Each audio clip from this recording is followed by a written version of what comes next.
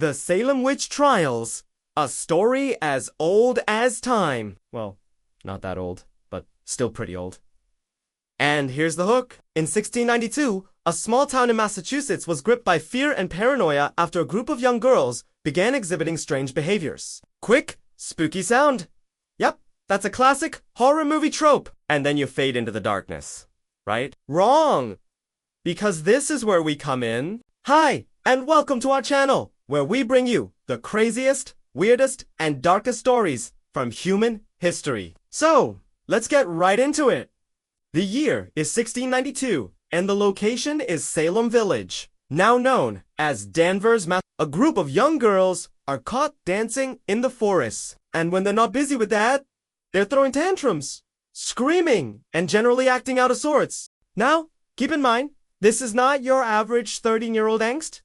These girls were seriously unwell. To understand what happened next, we need to take a quick detour into the religious beliefs of the time. The Puritans who settled New England were deeply afraid of the devil and his minions. They believed that witches were real and that the devil was always trying to tempt them into sin. This fear of damnation led to a lot of paranoia and suspicion. When the girls started acting strangely, the villagers looked for someone to blame, and they found the perfect scapegoat. Now, back to our story. The girls accused 3 women of witchcraft: Sarah Good, Rebecca Nurse, and Sarah Osborne, all of whom lived on the outskirts of town and were somewhat different from the other villagers. In other words, they were easy targets. Let's use our imagination for a second. If there was a group of teenagers in your neighborhood who were looking for someone to blame for their bad behavior, who would they choose? Someone popular or someone who was already kind of on the outs? Exactly.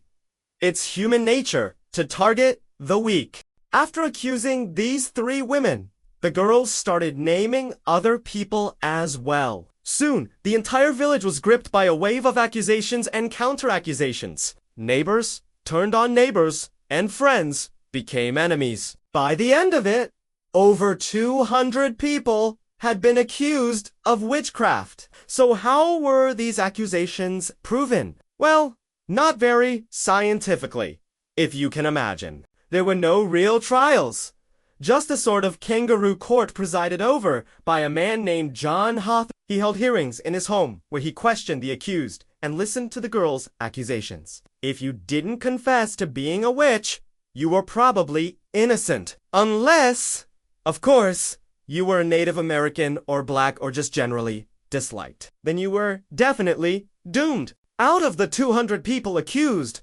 20 were executed. 19 of them were hanged and 1 was pressed to death. We won't go into details, but it was a form of torture used to extract confessions. Basically, they put a heavy stone slab on top of the person and squeezed the life out of them. To make things worse, the executions were public spectacles. People came from all over the region to watch the hanging. Yup.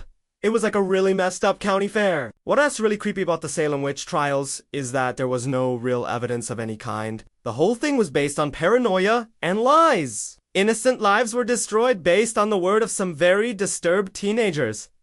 Talk about a witch hunt. As you may have heard, though, truth has a way of coming out eventually. In 1711, the Massachusetts General Court officially ended the witch trials and acknowledged that they had made a terrible mistake. Some of the families of the victims were even given compensation, although that did little to make up for the fact that they had been publicly murdered. So, what can we learn from the Salem Witch Trials? Well, they remind us that fear and hysteria can destroy lives.